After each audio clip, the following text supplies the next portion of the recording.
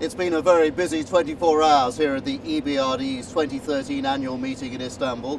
Events kicked off with a very passionate address by the Turkish Prime Minister, Mr. Erdogan. He made it very clear that the EBRD had done a lot for his country over the past few years, but also that Turkey had changed. The economy had developed very well in the past few decades, and that should be a bit of a role model for what's going on in the rest of the region, particularly in the countries which are in the southern and eastern Mediterranean: Egypt, Tunisia, Jordan, Morocco, countries which were all recognised here as being important and their development as important. All were represented here at the EBRD annual meeting.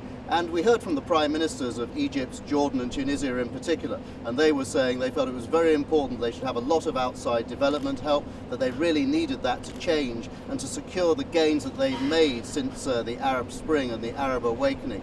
And they really want help in developing small and medium-sized enterprises, the drivers of future growth, because they feel very strongly that they have to be helped with youth unemployment and unemployment generally, and that jobs will have to come from the private sector. And they think the EBRD can really help them with that.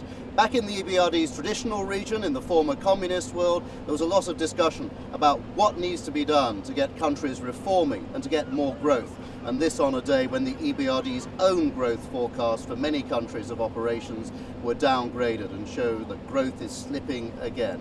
But again, there's a need for more reform. That was the message that was stressed continuously here.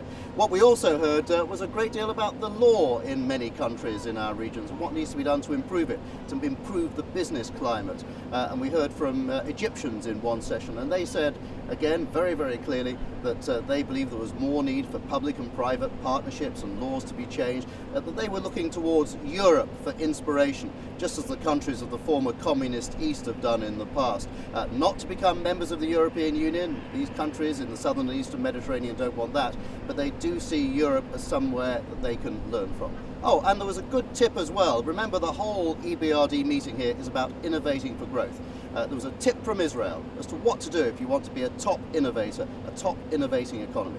Make sure your education system is good. You can follow everything that's happening here online.